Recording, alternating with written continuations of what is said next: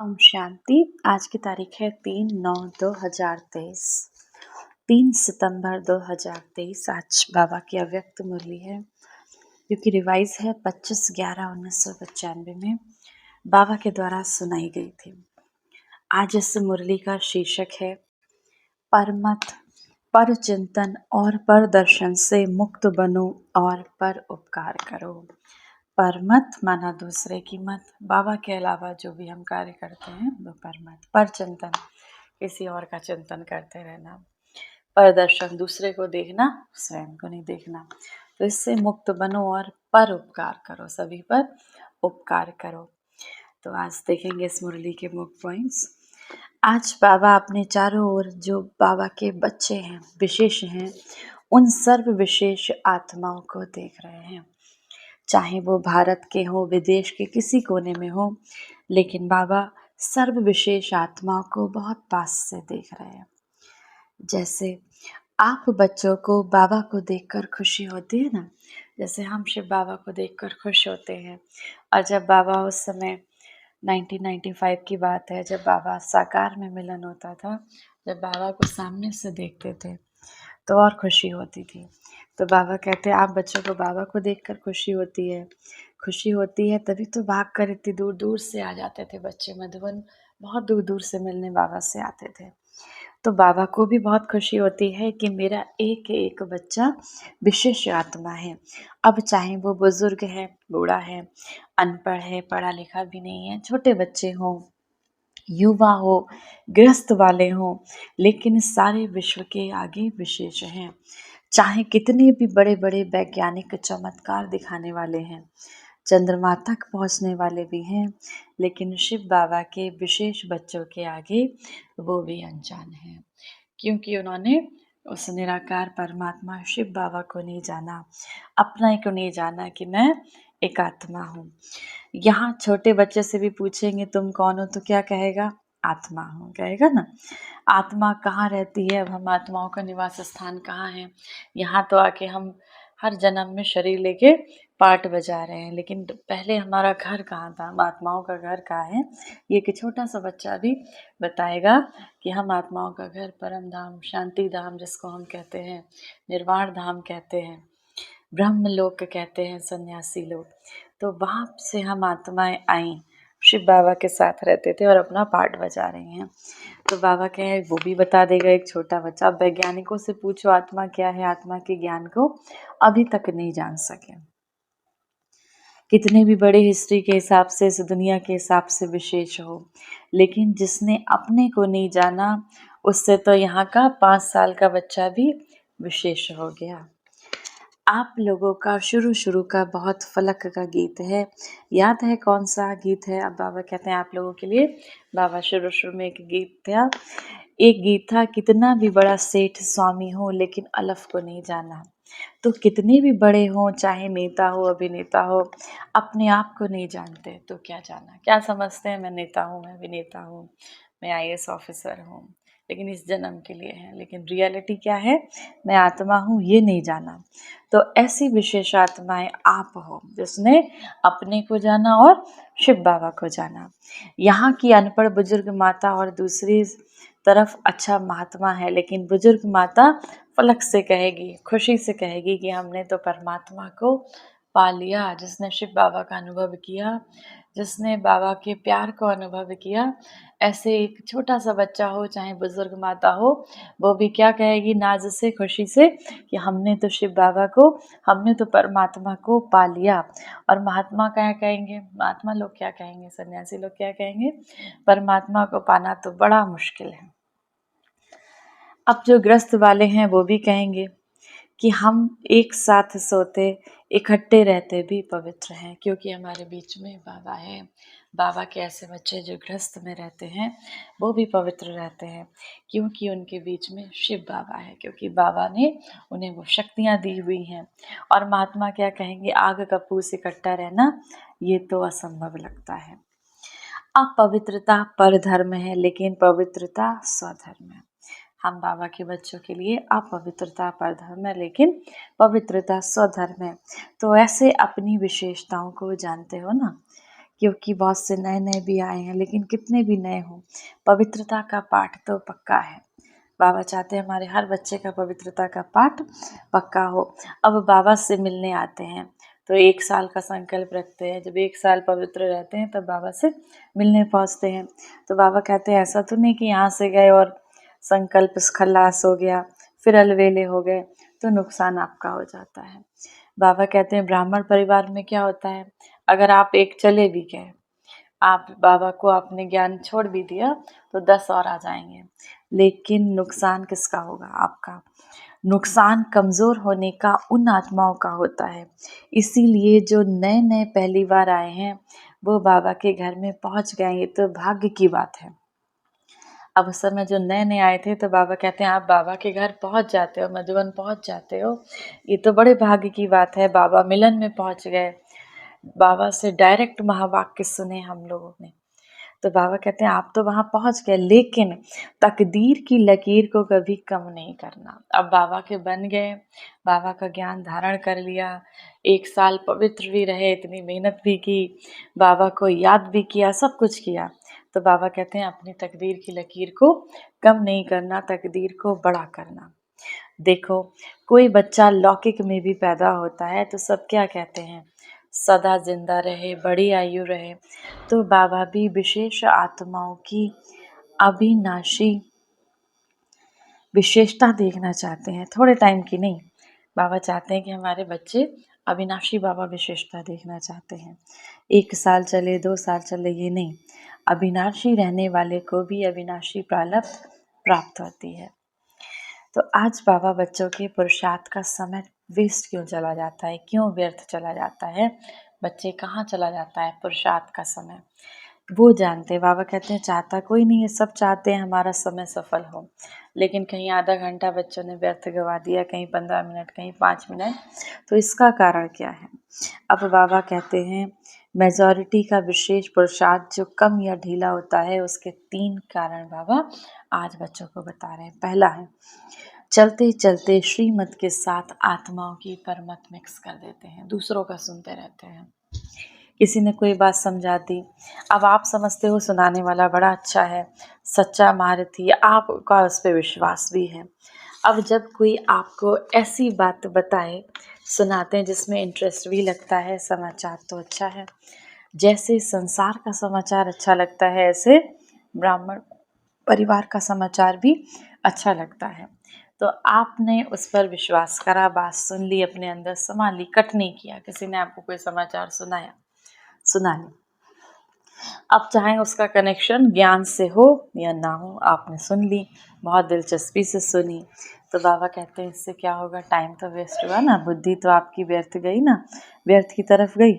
और बाबा की आज्ञा क्या है, ऐसे समाचार सुनते हुए भी ना सुनो।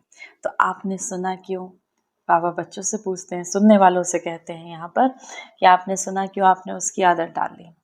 मानो उसने एक बार आपको कोई समाचार सुनाया, आपको बहुत अच्छा लगा, नई बात है, ऐसा भी होता है क्या, ये पता तो पड़ गया, तो आपने उसको बड़े इंटरेस्ट से सुना।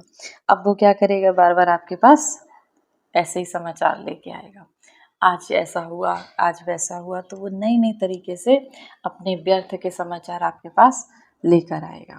तो आपको क्या करना है, आपको फुल स्टॉप लगाना है, आपको फुल स्टॉप लगाना है, क्योंकि वो आपको, बाबा कहते हैं डस्टबिन समझकर आपके लिए, आप उसके लिए क्या बन गए, कूड़े का डिब्बा बन गए। वो जो भी कचरा अपने मन का है आपके पास आकर डाल देगा, तो आप बन गए। तो बाबा कहते हैं आपको क्या करना है, अंदर से फुल स्टॉप लगाओ। जिस व्यक्ति का समाचार सुना उसके प्रति घृणा भी ना आए। अब ऐसा नहीं कि कोई सुनाने आए आप उससे चिढ़ जाओ, घृणा नहीं करनी है, लेकिन आप में इतनी पावर रहे कि सुनना नहीं हुआ, उसका कल्याण करना हुआ, आप उसको ये इतनी पावर, इतनी शक्ति से कि उसको भी समझाओ कि इस समय का व्यर्थ करना हुआ। थोड़ा थोड़ा एक कचरा इकट्ठा करते घृणा भाव या चाल चलन में अंतर आ जाता है, कुछ भी नहीं होगा, उस आत्मा के प्रति सेवा करने की भावना भी नहीं होगी, फिर भारीपन लगने लगेगा, अब उनसे घृणा होने लगेगी जब धीरे धीरे सुनते रहोगे तो। फिर इसको कहा जाता है श्रीमत में परमत मिलना। समाचार तो बाबा भी सुनाते हैं, लेकिन बाबा का समाचार कैसा होता है, अब बाबा भी बहुत सारी बातें बच्चों को समझाते हैं, लेकिन बाबा की बात और संसार की बातों में बहुत अंतर होता है। तो बाबा कहते हैं उससे तो मेजॉरिटी का भाव बदल जाता है। जब बाबा सुनाते हैं, सुनाने में ही भाव बदल जाता है। तो ये परमत का वायुमंडल को खराब कर देता है। तो जो टाइम वेस्ट जाता है उसका कारण है परमत। अब दूसरा कारण है परचिंतन। अब परमत दूसरे की बात सुनते रहे। अब फिर क्या उसके बाद शुरू हुआ परचिंतन। अब दूसरे का चिंतन। एक बात सुनी तो 8-10 को ना सुनाए, ये हो नहीं सकता। बाबा अपने बच्चों को अच्छी तरह से जानते हैं। किसी ने किसी के बारे में कोई बात बताई, अरे वो ऐसा बच्चा था, बाबा का बहुत अच्छे से ज्ञान में चल रहा था और वो बीच से ज्ञान छोड़ के चला गया। अब बाबा कहते हैं अब ये बात एक को पता चली तो वो जब तक 10 को ना सुना दे तब तक हो नहीं सकता। अब कोई दूर देश में भी होगा तो उसको पत्र भी लिख देंगे, यहाँ बहुत बात हुई है, नई बात हुई है, आप आएंगे तो जरूर सुनाएंगे। तो ये हो गया परचिंतन। समझो आपने 4 को सुनाया, उन 4 की भावना उस आत्मा के प्रति आपने खराब तो की ना, तो परचिंतन शुरू हुआ। इसकी गति बड़ी फास्ट और लंबी होती है। तो परचिंतन करने वाले का बाबा कहते हैं कभी स्वचिंतन नहीं चल सकता, वो अपना चिंतन नहीं कर सकता, स्व कल्याण नहीं कर सकता। कोई भी बात होगी परचिंतन वाला अपनी गलती भी दूसरे पर लगाएगा, और परचिंतन वाले बात बनाने में नंबर 1 होते हैं। पूरी अपनी गलती दूसरे के प्रति ऐसे सिद्ध करेंगे जो सुनने वाले बड़ों को भी चुप रहना पड़ता है। वह कहें स्वचिंतन इसको नहीं कहा जाता है कि सिर्फ ज्ञान की पॉइंट रिपीट कर दी, ज्ञान सुना दिया या ज्ञान की पॉइंट सुन ली सुना दी, सिर्फ ये स्वचिंतन नहीं है। लेकिन स्वचिंतन अर्थात अपनी सभी कमज़ोरी, सूक्ष्म कमज़ोरियां हैं, अपनी छोटी छोटी गलतियों का चिंतन करके उसको मिटाना, परिवर्तन करना, ये स्वचिंतन है। अपनी छोटी छोटी कमज़ोरियों को मिटाना, उसका परिवर्तन करना, ये स्वचिंतन है। अगर मार्क्स ज़्यादा लेनी है तो पहले जो दूसरों को सुनाते हो, आजकल वैल्यूज़ पे जो भाषण करते हो, सबसे पहले स्वयं में चेक करो कि सेवा का 1 मार्क तो धारणा का 10 मार्क। अब बाबा कहते हैं जो ज्ञान दूसरों को सुनाते हो सबसे पहले चेक करो कि आपने उसको धारण किया है, क्योंकि सेवा का 1 मार्क और धारणा का 10 मार्क इकट्ठे होते हैं।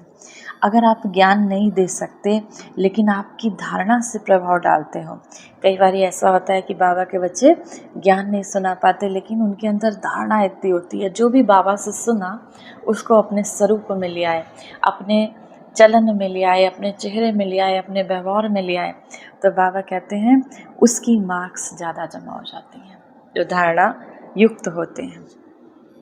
फिर बाबा कहते हैं आजकल कई समझते हैं हमको सेवा का चांस कम मिलता है, हमको मिलना चाहिए, दूसरे को मिलता है, मेरे को क्यों नहीं मिलता। सेवा का उमंग तो अच्छा ही है लेकिन ड्रामा अनुसार या परिस्थिति अनुसार मानो आपको चांस नहीं मिला और आपकी अवस्था दूसरों की सेवा करने की बजाय अपनी भी गिरावट में आ जाए, या वो सेवा आपको हलचल में ले आए, तो सेवा क्या हुई, उस सेवा का प्रत्यक्ष फल क्या मिलेगा।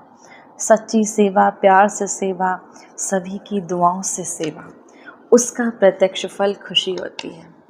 अब आप जब सच्चे दिल से सेवा करते हैं, प्यार से सेवा करते हैं, तो उसका प्रत्यक्ष फल क्या मिलता है, आपको खुशी मिलेगी उस सेवा करने से।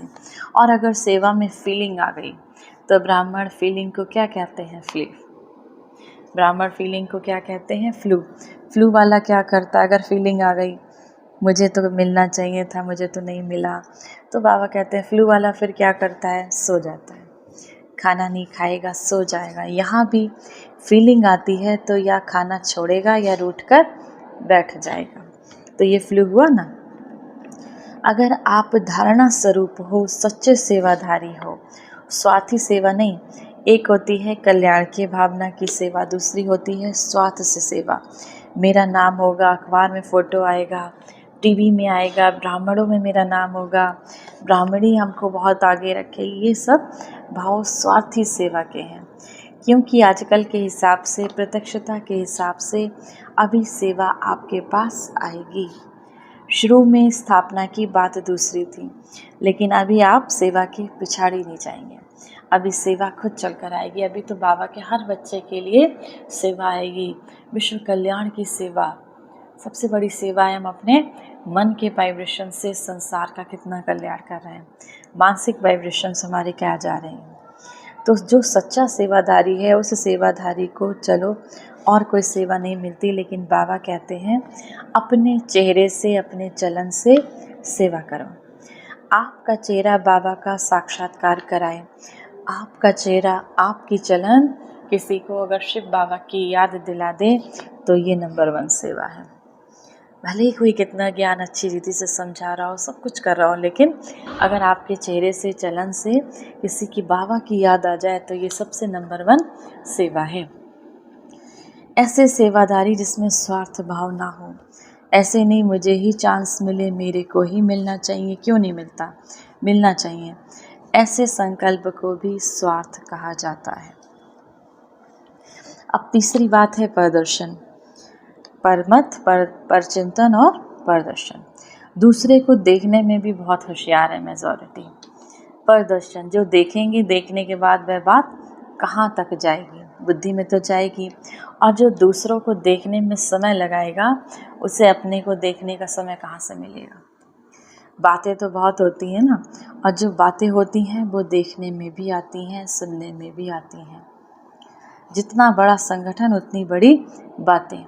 तो ये बातें क्यों होती हैं, कई सोचते हैं ये बातें होनी चाहिए, नहीं होनी चाहिए, ठीक है, फिर भी समझ रहे हो नहीं होनी चाहिए तो उसमें समय क्यों देते हो। तो दूसरे को देखना, बाबा कहते हैं ये वायुमंडल बनना भी आपके लिए एक पेपर भी है। परमत, परदर्शन, परचिंतन में कहाँ तक अपने को सेफ रखते हो, ये भी आप ब्राह्मण बच्चों के लिए एक पेपर है। परमत, परदर्शन और परचिंतन में अपने आप को कहाँ तक सेफ रखते हो। जिम्मेदारी भले ही उठाओ, लेकिन पहले ये चेक करो सेकंड में बिंदी लगती है या नहीं। फुल स्टॉप लगाते हो ना, कोई व्यर्थ का बात आती है उस पर फुल स्टॉप लगाना आता है कि नहीं, लगाते हो बिंदी और लग जाता है क्वेश्चन मार्क, वो गलत है। उसमें समय और एनर्जी वेस्ट चली जाएगी। इसीलिए पहले अपना ब्रेक पावरफुल करो। चलो देखा सुना, जहाँ तक हो सका कल्याण किया और फुल स्टॉप। अगर ऐसी स्थिति है तो जिम्मेदारी लो, नहीं तो देखते नहीं देखो, सुनते नहीं सुनो, स्वचिंतन में रहो। देखते हुए भी ना देखो, सुनते हुए भी ना सुनो, स्वचिंतन में रहो, अपने चिंतन में रहो। मैं आत्मा अविनाशी हूँ, मैं आत्मा ज्ञान स्वरूप हूँ, मैं आत्मा प्रेम स्वरूप हूँ। फ़ायदा इसमें है। तो आज का पाठ क्या हुआ, परमत, परचिंतन और परदर्शन, इन बातों से मुक्त बनो और एक बात धारण करो। वो एक बात है परोपकारी करो, दूसरों पर उपकार करो। 3 प्रकार की पर को ख़त्म करो और एक पर उपकारी बनो। अच्छा, चारों ओर के सर्व विशेष आत्माओं को सदा स्वचिंतन, ज्ञान चिंतन करने वाले श्रेष्ठ आत्माओं को सदा बाबा के श्रेष्ठ मत पर हर संकल्प, बोल और कर्म करने वाले समीप आत्माओं को, चारों ओर के डायमंड जुबली के लिए स्वयं को और सेवा को आगे बढ़ाने वाले ऐसी विशेष आत्माओं को बाबा का याद, प्यार और नमस्ते। वरदान है आज की मुरली से, महावीर बन संजीवनी बूटी द्वारा मूर्छित को सुरजित करने वाले शक्तिवान भव। जैसे सूर्य स्वयं शक्तिशाली है तो चारों ओर अपनी शक्ति से प्रकाश फैलाता है, ऐसे शक्तिवान बन अनेकों को संजीवनी बूटी देकर मूर्छित को सुरजित बनाने की सेवा करते रहो, तब कहेंगे महावीर। सदा स्मृति रखो कि हमें विजयी रहना है और सबको विजयी बनाना है। विजयी बनने का साधन है बिजी रहना। स्व कल्याण अथवा विश्व कल्याण के कार्य में बिजी रहो तो विघ्न विनाशक का वायुमंडल बनता जाएगा। स्लोगन है आज की मुरली से, दिल सदा एक दिलाराम में लगी रहे, दिल सदा एक शिव बाबा में लगी रहे, यही सच्ची सच्ची तपस्या है। आज की मुरली से सम्मान का अभ्यास करेंगे। मैं विश्व कल्याणकारी आत्मा हूँ। ओम शांति।